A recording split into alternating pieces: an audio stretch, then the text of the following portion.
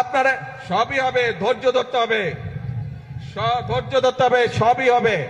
আপনাদের এই এলাকায় চট্টগ্রাম থেকে আমরা রাষ্ট্রের, ঠিক আছে ভাই, তাহলে আপনাদের সমর্থন থাকতে হবে।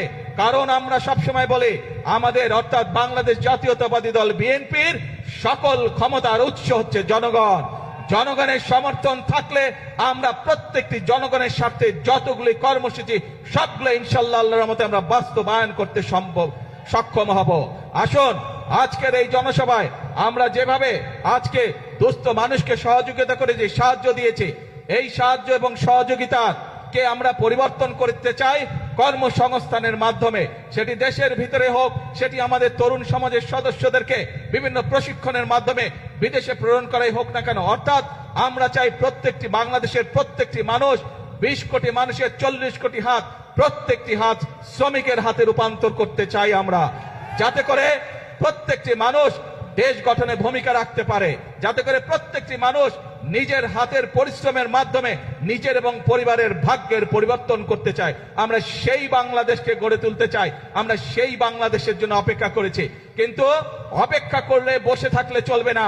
আমাদেরকে কাজ করতে হবে, আমাদের ফসলের উৎপাদন বৃদ্ধি করতে হবে, আমাদেরকে মিল কারখানা স্থাপনের মাধ্যমে আমাদেরকে কর্মসংস্থান এবং শিল্পের বিপ্লব আমাদেরকে ঘটাতে হবে।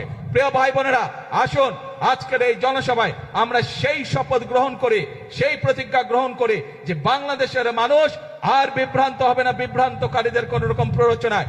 বাংলাদেশের মানুষ এখন সামনের দিকে যাবে, বাংলাদেশের মানুষ নিজেদের ভাগ্যের পরিবর্তন করবে, বাংলাদেশের মানুষ একই সাথে তার দেশের ভাগ্যের পরিবর্তন করবে। এবং সেই জন্যই আমরা বলি করব কাজ, গর্ব দেশ, সবার আগে করব কাজ, করব দেশ, ইয়েস, সবার জন্য বাংলাদেশ। আজকে তাহলে এই পর্যন্ত থাকলো।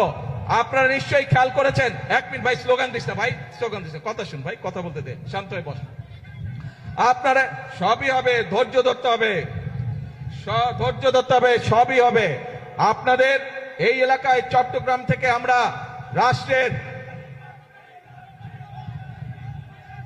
ভাই সময় লাগবে তো বেরিবাদ নাকি? এতক্ষণ কি বললাম কিছুই বুঝলো না, বসো। আপনাদের চট্টগ্রাম থেকে আমরা 2 জন গুরুত্বপূর্ণ ব্যক্তিকে সরকারের গুরুত্বপূর্ণ 2টি মন্ত্রণালয়ের দায়িত্ব দিয়েছি। একটি হচ্ছে অর্থ মন্ত্রণালয়, আর একটি হচ্ছে স্বরাষ্ট্র মন্ত্রণালয়। যেই বিভাগে এরকম 2টি গুরুত্বপূর্ণ মন্ত্রণালয়ের দায়িত্বে নিয়োজিত 2 জন ব্যক্তি আছে, সেই এলাকার উন্নয়ন কেউ ঠেকিয়ে রাখতে পারবে না ইনশাআল্লাহ। আজ এই পর্যন্ত থাকলো।